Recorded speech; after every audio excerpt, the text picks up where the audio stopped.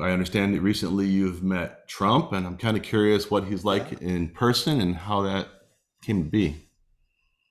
It was an amazing experience for sure. And I feel so fortunate to have had it because it's always good to see someone eye to eye, heart to heart, soul to soul. It makes a big difference.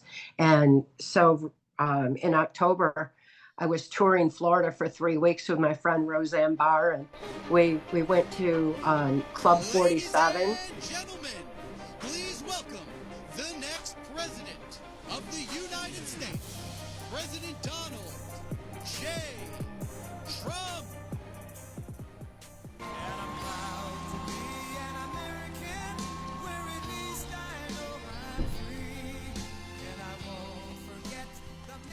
Where President Trump was speaking, and we went to Mar-a-Lago, and it was at Mar-a-Lago I was able to meet him and speak with them, and wow, it was just a phenomenal experience. Exactly what I expected. The sense of the vastness of intelligence, is just so encouraging. The confidence and energy that he exudes is very uplifting, and just that soulfulness that accompanies it, his genuine care, is exactly, I think, we all are needing now in a position of leadership while we do our part, because we got to get rid of this dark cabal, this oversized, overreaching government that has been in place for so long. And this time, when President Trump goes back in, it's important that we all do our part, because the swamp can't be drained by one person from the top down. It has to be drained from the bottom up by all of us doing our part, doing our thing. So I've Well, been I'm definitely traveling a curious lot. to know what we can do because John, Greg, and I were talking a while ago, and I'm just like, I don't know what the average person could do about the monetary system and things like that. So I will be curious to know. But really quick, did you have a sit down with Trump, or is it just kind of like at a group of people, or did you? I mean, did he know who you were? I mean, I'm kind of curious how Well, that conversation came about. yes, and I'm excited. Like his ICE director Tom Homan is very amazing person too, and very concerned about the whole human trafficking and child sex trafficking Hmm. aspect of things and what can be done there. So I'm treated with a great deal of respect for having spoke out for 35 years on that issue, and I'm recognized for doing so. So that's it's nice after all these years to have my voice not only heard but treated with so much respect. Yeah, Can it's I just incredible. jump in about Trump? You said that he has soul, and that kind of struck a nerve with me because I've watched a number of your things, and you always talk about solutions. So I Yeah. know that's an important word in your vernacular, but also everybody I've ever heard that has seen Trump personally has pretty much said the same thing, that he's very personable, just everything exact opposite of what he's portrayed as by the media. Oh, And for sure, the opposite of what the media says, but also completely different than any political person in politics that I've encountered. I mean, he's just not phony. his integrity is absolute, and I think that's one of the most important things that all of us can gain from that. Is he cannot be compromised, and for It, that reason, um, that's important for all of us, because so many politicians are either going to be blackmailed, coerced, compromised, their family lives threatened, they're paid off in some way, but there's nothing that President Trump can be compromised on something like that, because his integrity has been so strong that that has been used on a White House Pentagon level under MK Ultra mind control. I know that the perpetrators feared him then, because he already vehemently opposed human trafficking, MK Ultra mind control, the drug trafficking across our open borders, because they were already flung open back then for the groundwork of NAFTA. And since he opposed it so vehemently, and was aware of it, knowledge is our defense against mind control. He definitely had that knowledge. He was not going to be compromised.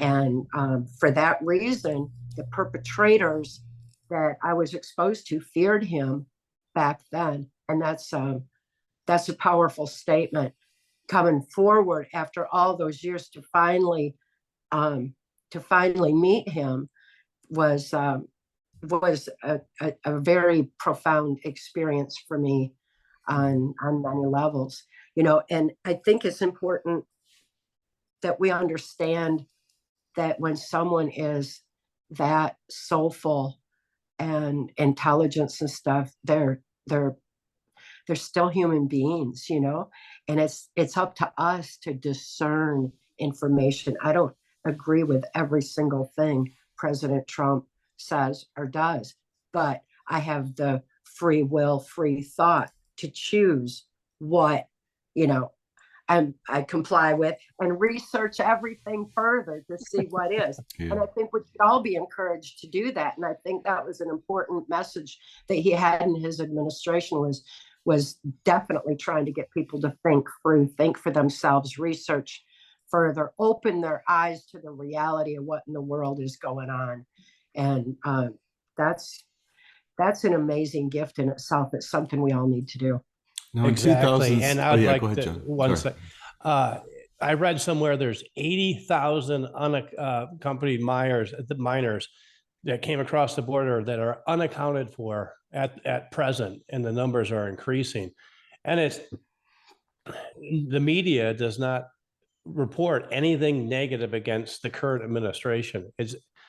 It's just appalling to me.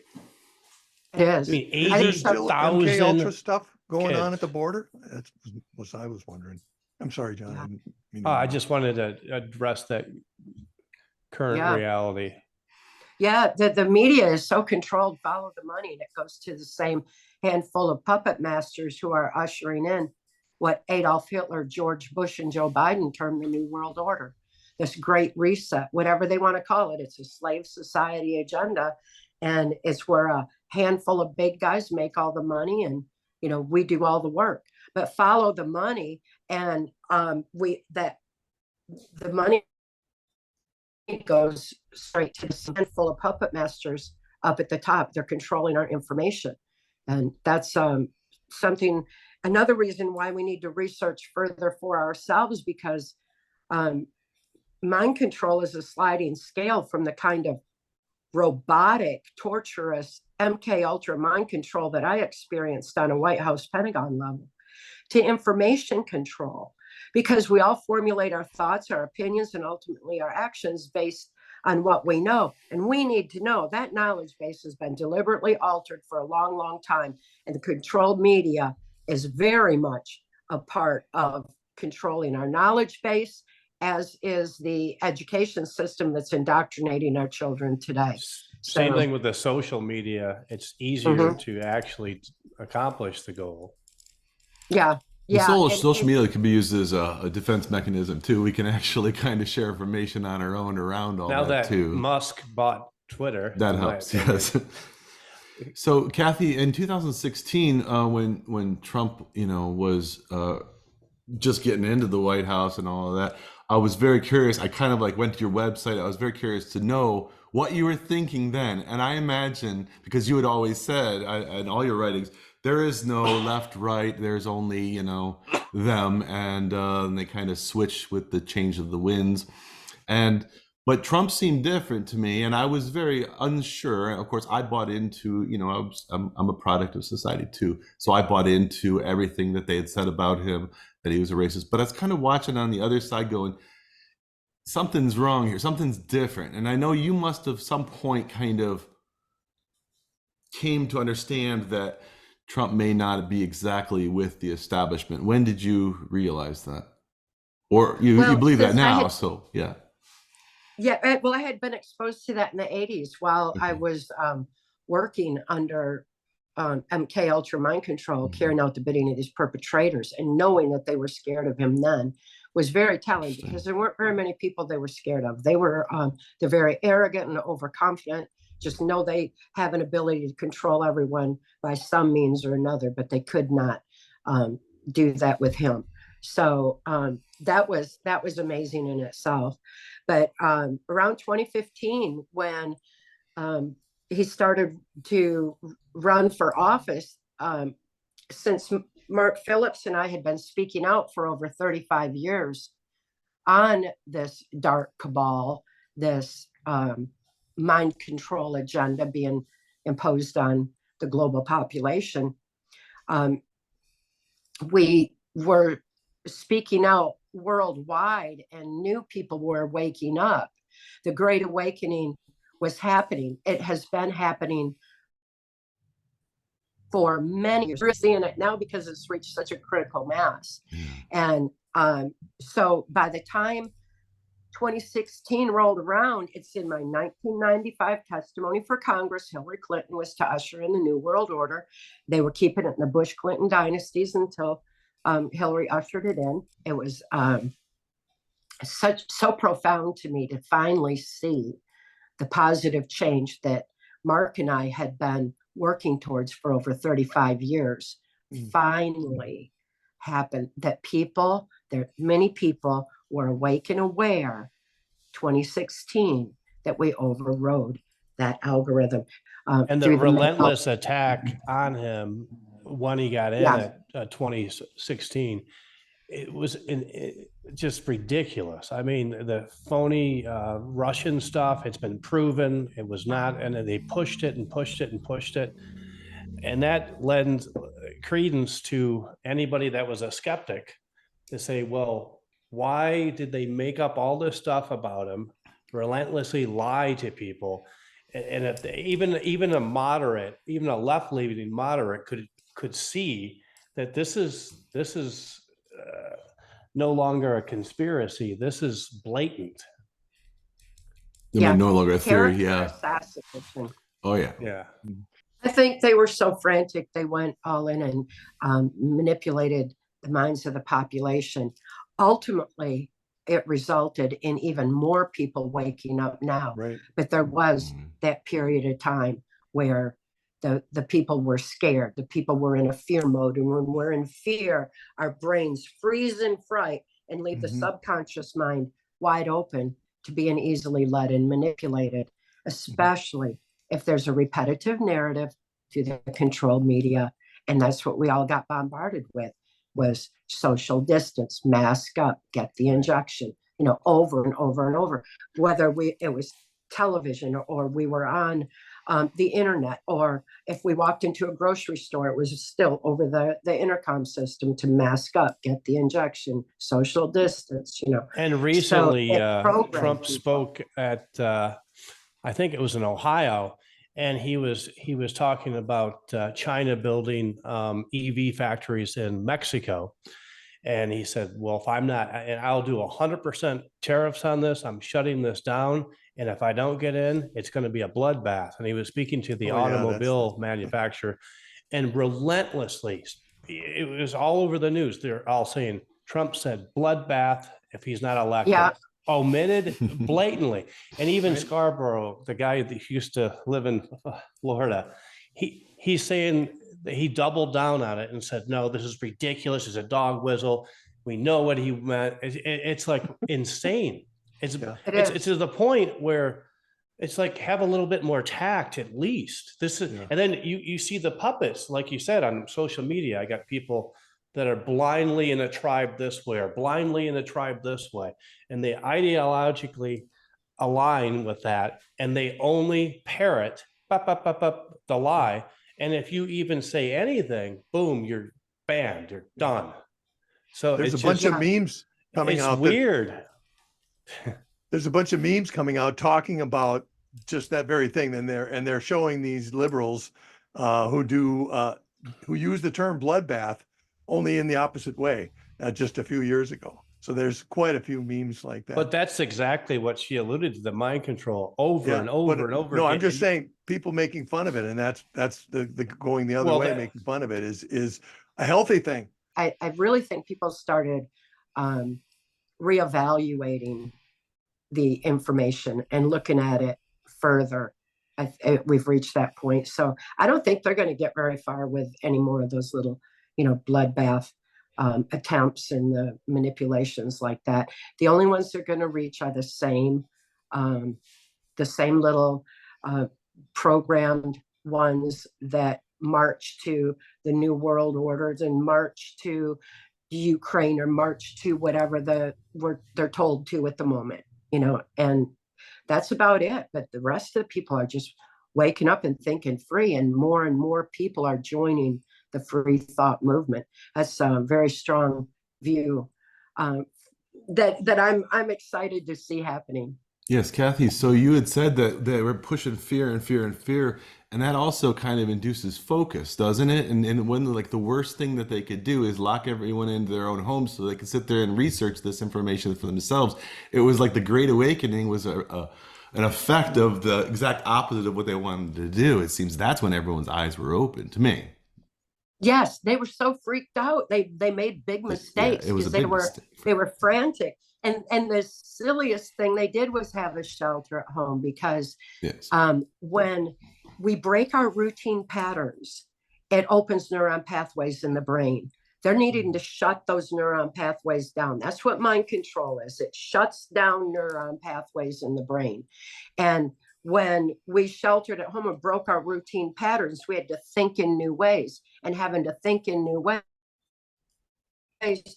opens those neurons. Really messed up with that one. It's like if you park your car in the same place every day and then you park it someplace else one day, you got to think a minute and look for it. Mm-hmm. It's not much, but it still forces you to think. And if you're forced to think, that gets the brain firing.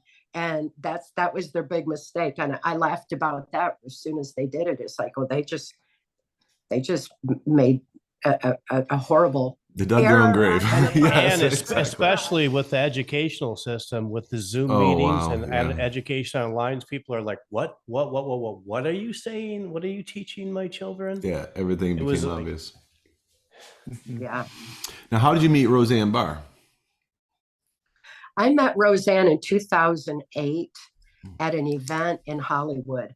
We were exposing the child sex trafficking in Hollywood at the time, MK Ultra mind control and healing from it. And so we met there and became instant friends. We were sharing the same just need to get the information out on what was happening to the children and that healing is possible. That's a very important message because they don't want people to know that we have it within us to heal. They don't want people to remember that we have the power. We don't have to look outside ourselves to big government, big pharma, big cult religion, big tech. We don't have to look outside ourselves for them to tell us how to live our lives. We have all the power. And the perpetrators who are ushering in the slave society agenda only have as much power as we give them or let them steal. So that was a great message that Roseanne and I were sharing back then. We're still sharing it today, every chance that we get together. And we just really have a deep, profound friendship and understanding. Do you know what happened to her? Really quick, do you know what happened to her second show? That was it was after you were friends with her. They started, and I was really excited because I loved the Roseanne show, and all of a sudden she was coming back with it, and then it dissolved, and there was infighting with the actors. Do you know anything about that? And I know a lot about that, and it's something really that started with her first show too, because she was exposing Disney in a lot of ways. But in the original series, she exposed mind control. She exposed a whole lot of really pertinent issues that needed to be addressed. So the perpetrators already didn't like her and were trying to silence her and everything else back then. The time she came out, and she came out pro President Trump. That was Yeah, like I remember the last straw. But it was also ABC, and ABC was bought by Disney. And Disney had a very, very, very serious issue with Roseanne for exposing mind control and their pedophile subliminals and network and their It was whole extremely successful show for them. Yeah. For them to cancel it the way they did was bizarre from a financial perspective. It's got to be more about something other than money, I think the catalyst, at least the story, the catalyst from the narrative of the media was a couple tweets she made about a cabinet secretary or something, and they misconstrued that tweet. I wasn't exactly sure what it was, but it was, to me, they wanted to snuff her out from, and anybody that supports Trump, they want to snuff out. But if you don't, let's say like Howard Stern or anybody like that, if say, I hate Trump, I love the vaccine, then you get an exemption from anything you've done. You could wear blackface as he did. You could be misogynistic as Stern is, and you get a complete pass. So, and Kimmel did the same thing. He had a history of misogynistic behavior, blackface, everything else, blatantly racist. But as long as you rah this and one side, you get a shield. It's obvious. Anybody else would have been buried. Yep. But what her tweet was really about was the Valerie Jarrett thing, the power that was going on in the Obama administration that was, bringing about the new world order, and and the horrible crimes against humanity that were going on. And it was quite a clever expose. Well, apparently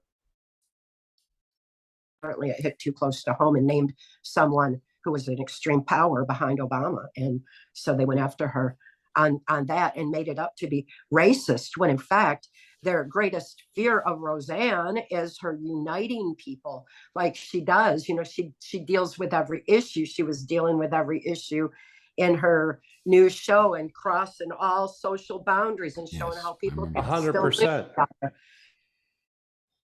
Yeah, so that make her racist, to try to make her divisive, when that is the last thing she is. She is such a loving spirit of and wanting people united and peaceful. She's all about that. So it didn't make any sense.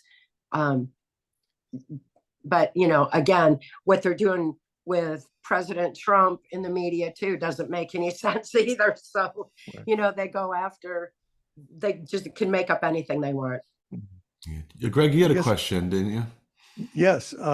I was just curious. Now, you said that you met Roseanne in 2008, and that is years before Trump came onto the scene. Right. That's years before the Valerie Jarrett thing. That's when she was still a mainstream star. And yet, apparently, she was just as adamant even then about her belief about, I guess, sexual stuff in Hollywood and all that kind of stuff. So was she red pilled even before in the 80s? I mean, when did she, or don't you know? I'm just curious to know her history, and I don't expect you to know all of it, but as far as you know, she was always this way.